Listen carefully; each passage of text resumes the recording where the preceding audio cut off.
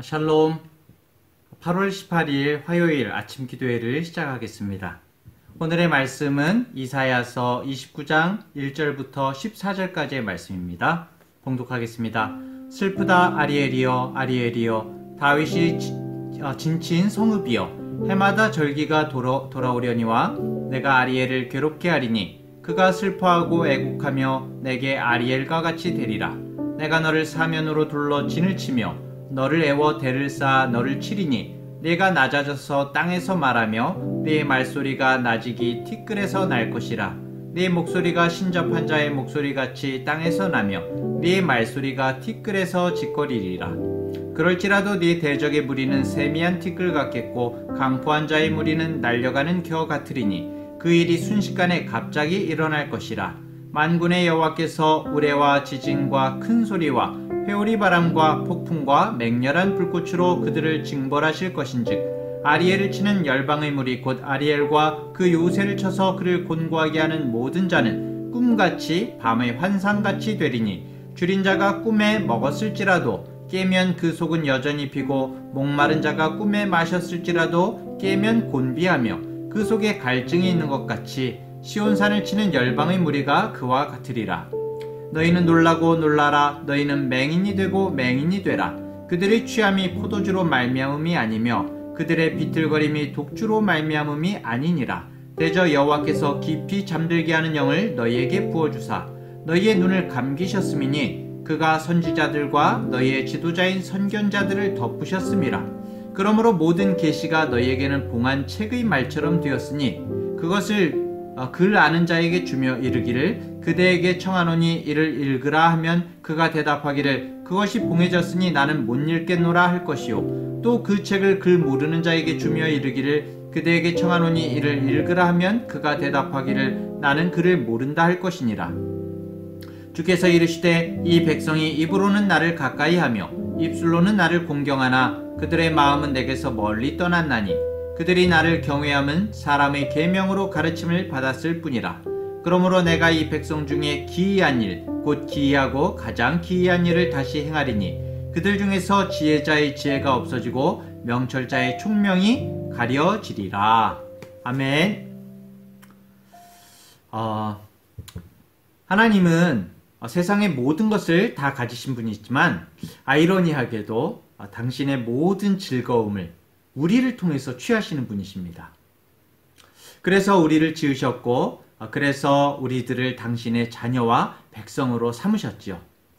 하나님은 우리와 동행하시고 우리 때문에 기쁨을 이기지 못하시며 저와 여러분을 잠잠히 사랑하시고 즐거이 부르며 기뻐하시는 그런 분이라고 성경에 나와 있습니다. 그런데 그 하나님께서 오늘 말씀 가운데 슬프다고 하십니다. 아파하고 애통해 하십니다.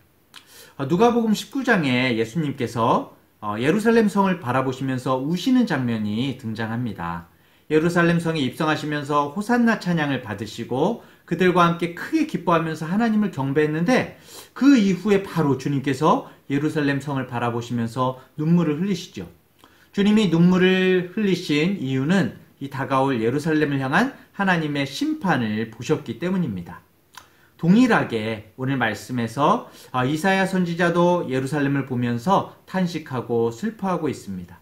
오늘 본문 1절에서 2절에 보면 슬프다 아리엘이여 아리엘이여 다윗이 진친 성읍이여 해마다 절기가 돌아오려니와 내가 아리엘을 괴롭게 하리니 그가 슬퍼하고 애곡하며 내게 아리엘과 같이 되리라 라고 그렇게 말씀을 하고 있습니다.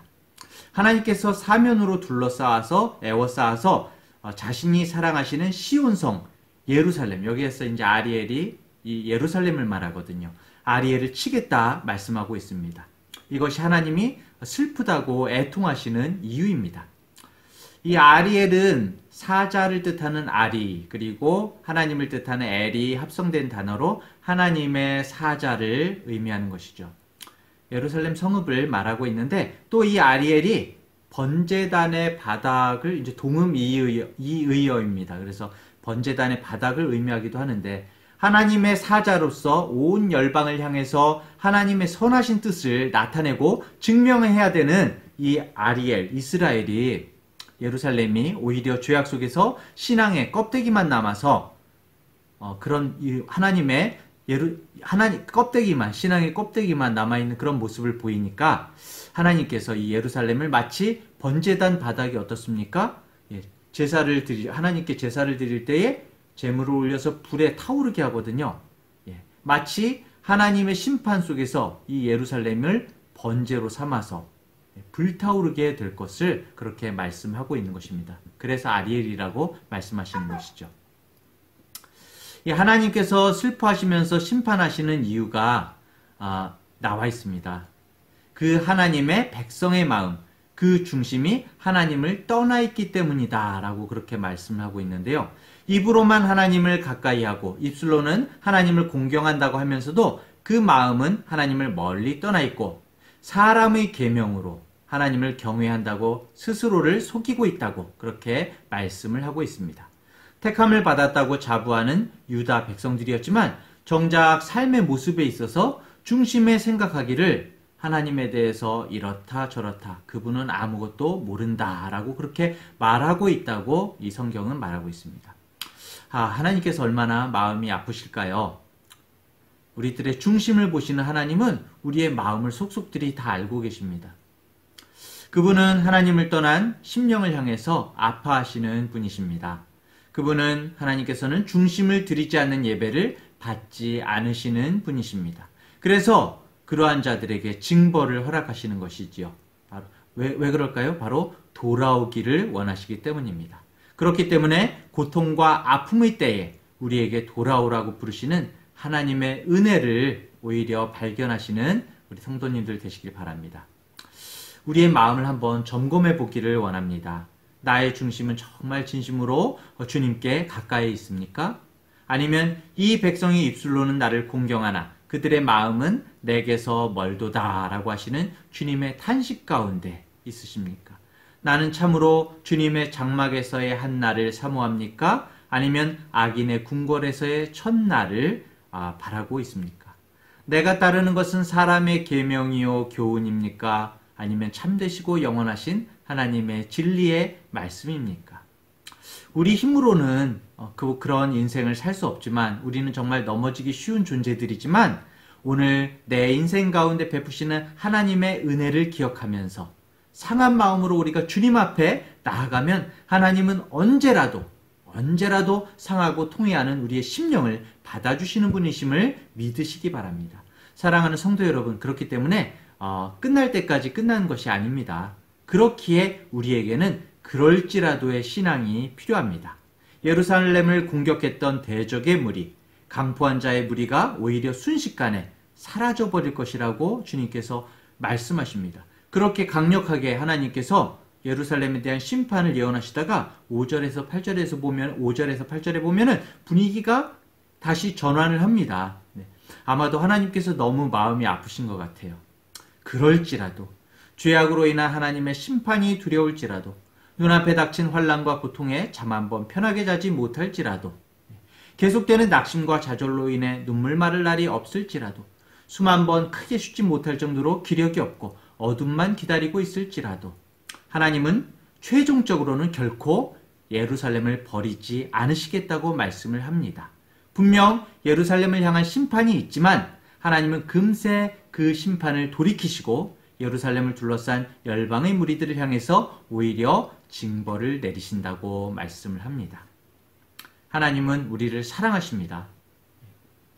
그럴지라도 주님 앞에 우리가 나아갈 때에 구원하시고 위로하시는 그 사랑의 주님, 그 주님과 더불어서 오늘도 동행하는 하루 되시기를 간절히 축원합니다.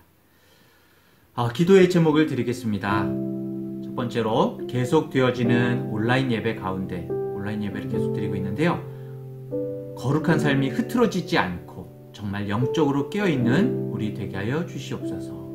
두 번째로 우리 목회자들을 위해 기도해 주시기 바랍니다. 요청드립니다. 성도를 사랑하는 마음, 거룩한 열정을 잃지 않는 우리 목회자들, 교육자들 되게 하여 주시옵소서. 세 번째로 선교를 위해 기도합니다. 코로나19로 막혀있는 선교 사역의 활로를 열어주시고 선교사 가정과 특별히 가정들이 주님께서 지켜주시고 교회를 붙들어 주시옵소서. 위에서 기도해 주시기 바랍니다. 제가 먼저 기도하고 다 함께 기도하도록 하겠습니다. 신실하신 하나님 아버지, 우리 부족한 인생들 오늘도 주님의 따뜻한 품에 안아주심을 감사드립니다. 우리의 영원한 등대직이 되시는 주님을 따라서 정말 어두운 세상에서 우리들도 빛된 사명을 다하게 하여 주시옵고, 하나님의 회복케 하심을 기대하면서 오늘 하루하루의 삶들을 보석처럼 꿰어가는 우리들이 되게 하여 주시옵소서. 주님, 오늘 주님을 향해 입만 움직이는 자가 되지 않게 하여 주시옵고, 마음으로 은혜와 진리 되신 주님을 바라보게 하여 주시고, 하나님을 더욱 알아가게 하여 주시옵고, 주님의 말씀을 순종하는 저희들이 되게 하여 주시옵소서. 중심을 살피시는 주님 앞에 정직하게 설 수 있도록 진정 주님을 사랑하는 우리들이 되어지기를 원합니다. 또한 모든 공경 속에서도 하나님을 경외하기를 배우게 하여 주시옵소서. 하루하루 순간순간 주님을 붙잡고 걸어가는 저희들 되기를 간절히 소원하오며 거룩하신 예수님의 이름으로 기도합니다. 아멘.